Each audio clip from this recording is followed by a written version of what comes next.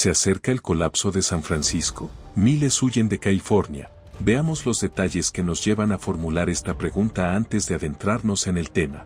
No olvides suscribirte a nuestro canal y activar las notificaciones para mantenerte al día con nuestras actualizaciones. California tiene la mitad de personas sin hogar de todo Estados Unidos. Datos aportados por el mecanismo Global Institute indican que si California fuese un país independiente, estaría a punto de convertirse en la cuarta economía del mundo. Pero al mismo tiempo, este estado alberga a la mitad de la población sin hogar de Estados Unidos. Una buena parte de esta pobreza se concentra en el área de la Bahía de San Francisco con 38,000 personas en esta condición. Esta cifra representa un aumento del 35% con respecto a 2019, y nos remite al laberinto de burocracia que deben enfrentar no solo quienes ya viven en la calle, sino también quienes están en riesgo de hacerlo. Todos ellos se ven atrapados en una telaraña de oficinas públicas y programas que varían mucho en cuanto a su alcance y efectividad. Este instituto también indica que el problema de las personas sin hogar en el área de la bahía es causado por múltiples factores, pero que al ser tratado como un problema de una sola causa la situación empeora. Los factores detrás de las personas sin hogar en el área de la bahía son la caída en la prestación de servicios públicos y privados a los barrios deprimidos, el aumento de la desigualdad basada en la raza, el carácter fragmentado del sistema de seguridad social estadounidense, las brechas en el sistema de salud mental del país, el creciente problema de abuso de sustancias, las barreras económicas y el encarecimiento de las casas. Los empresarios de San Francisco están espantados por los zombies y el estado apocalíptico de la ciudad. El abuso de sustancias en Estados Unidos ha producido un fenómeno que parece sacado de una serie distópica. La última epidemia de enervantes hace que las víctimas se muevan de manera similar a la forma en la que lo hacen los zombies del cine y la televisión.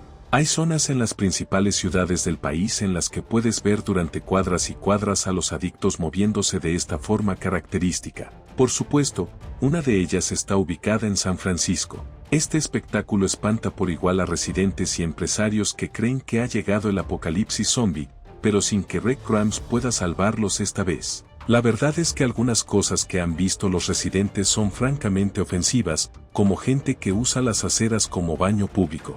De hecho, la oficina del Contralor de la ciudad emitió un informe que indica que en casi la mitad de las aceras en la zona comercial se detectaron heces humanas entre 2 y 2022, por si eso fuera poco. Empleados de tiendas en el centro han reportado que son agredidos por los adictos cuando salen de su día de trabajo e incluso a plena luz del día en áreas como los baños y los estacionamientos.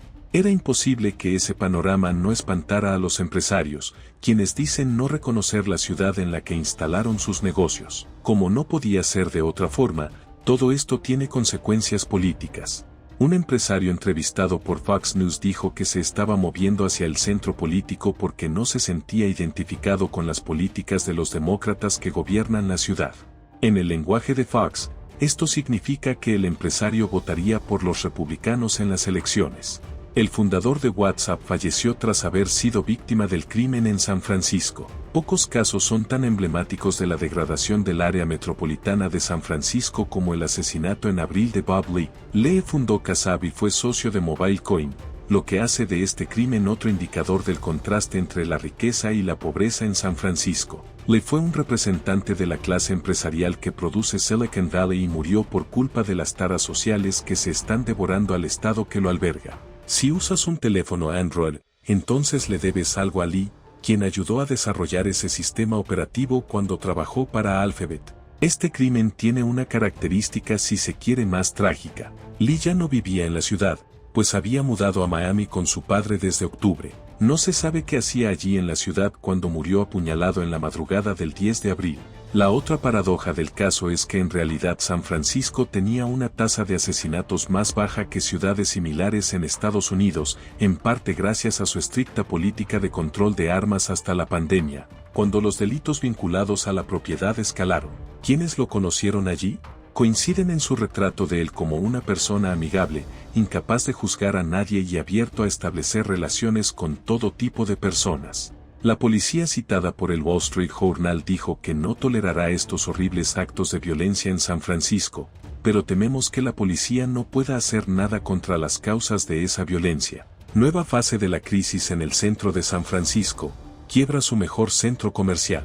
Si eres fanático de los zombies, recordarás que George Romero los filmó juntos en Dawn of the Dead, película en la que los muertos vivientes volvían al centro comercial como reflejo del único recuerdo humano de sus cerebros podridos. Bien, ahora la crisis en San Francisco los vuelve a unir. Primero son los hombres víctimas del abuso de sustancias en la ciudad, de los que ya te hablamos. Y luego está la quiebra del mejor centro comercial en el downtown. El Westfield San Francisco Center era el corazón comercial del downtown, pero su matriz dejó de pagar la hipoteca de $558 millones en junio para dejar la instalación en manos de los bancos. Contrario a lo que podrías pensar, la quiebra de Westfield, si bien marca un nuevo hito en la crisis de la ciudad, no fue causada por la pobreza, sino todo lo contrario. Se debió a la gentrificación del centro, porque junto a la pobreza de las personas sin hogar y los adictos convive el hecho de que San Francisco es una de las ciudades más caras del país. Justo antes de la pandemia, el alquiler promedio de $5,000 en la ciudad era casi 3 veces la media nacional. Con la gentrificación, la propiedad raíz expulsa a quienes no pueden pagar y eso despuebla la zona, con menos gente en las calles. Negocios medianos empiezan a cerrar, lo que reduce aún más el tráfico. Ya se están cerrando negocios más grandes que a su vez sirven como ancla para las tiendas que requieren de muchos visitantes en el centro de San Francisco. Esa cadena ya había empezado con el cierre de Nordstrom y se combina con algo de lo que te hablaremos con más profundidad más adelante, la desocupación de las torres de oficinas, porque hay tantas personas sin hogar en San Francisco. Según McKinsey, empecemos por el primer factor en la lista de McKinsey que mencionamos al principio, la disminución en la prestación de servicios en las áreas urbanas deprimidas, redline. En inglés, es un problema histórico cuyas raíces se remontan a la década de los 30 del siglo pasado. Durante los siguientes 20 años, el redlining fue la marca distintiva de los barrios empobrecidos en el centro de las ciudades.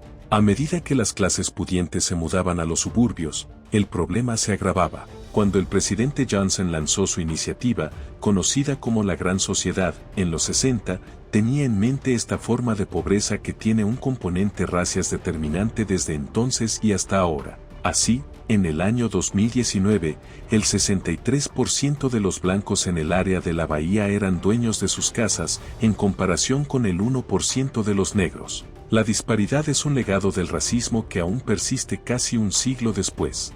Gracias a la política de Johnson, los gobiernos republicanos comenzaron a desmantelar la red de protección social del país a partir de los años 80. De esta manera, los requisitos para recibir ayuda social se endurecieron y los programas se fragmentaron con la finalidad de reducir su alcance. Incluso los objetivos de los programas para combatir la pobreza cambiaron.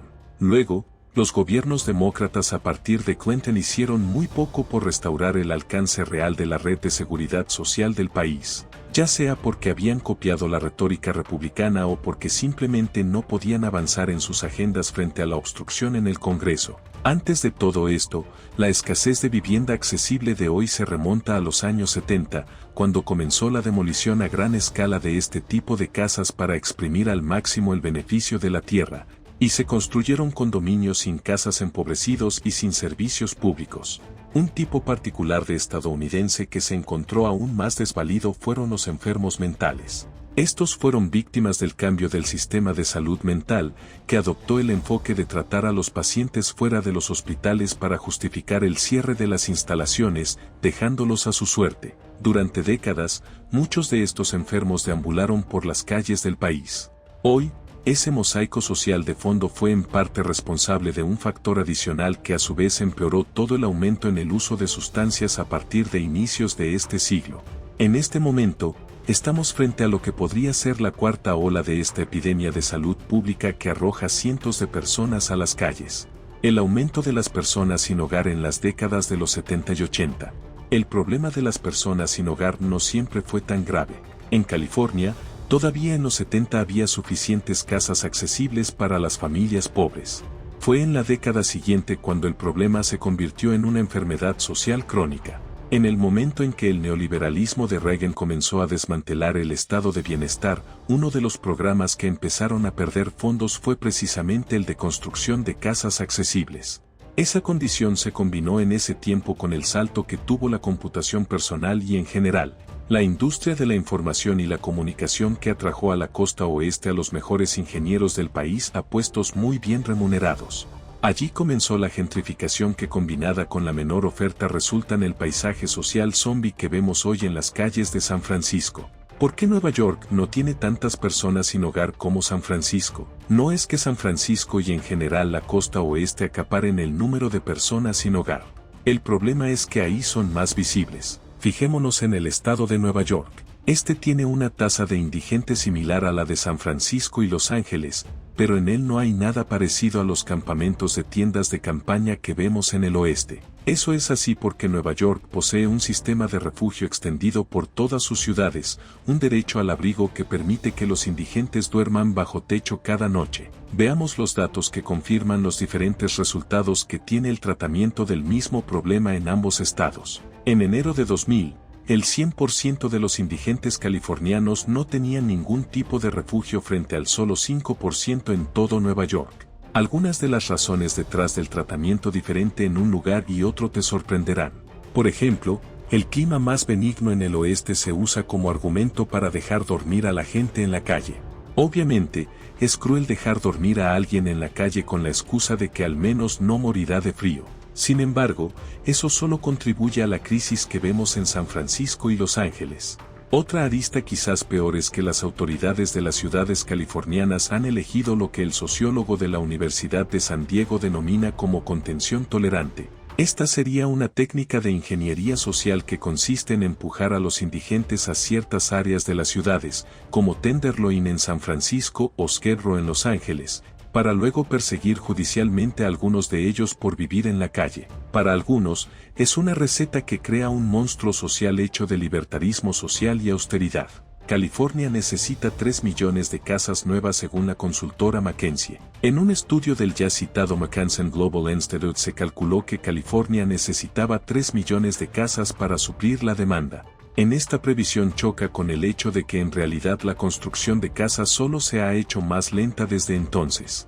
A pesar de la promesa de campaña del gobernador Gavin Newsom de que construirá esas casas, parte del freno a la construcción se debió a la pandemia. No obstante, la verdad es que antes ya el estado fabricaba solo 100,000 casas anuales, muy por debajo de las 180,000 que se necesitan desesperadamente. Entre las razones por las que California no cumple la meta de construcciones están la creencia de los dueños de casas de que nuevas construcciones harán que caiga el precio de sus propiedades, el temor de quienes alquilan de que nuevos desarrollos aumentarían la gentrificación expulsándolos a la calle y, por último, las obsoletas regulaciones de las ciudades.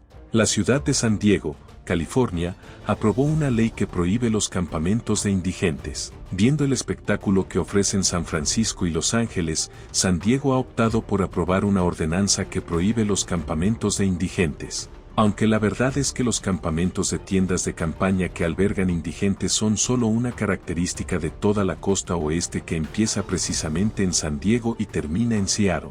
Adicionalmente, la verdad es que una ley que los prohíba no va a hacerlos desaparecer.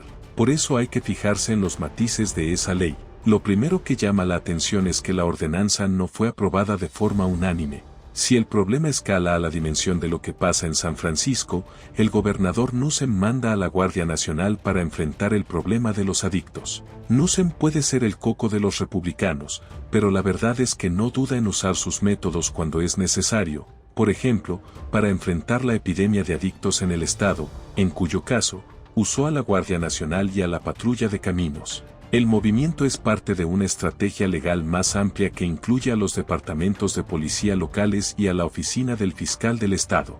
Si eres nuevo en nuestro canal, no olvides suscribirte.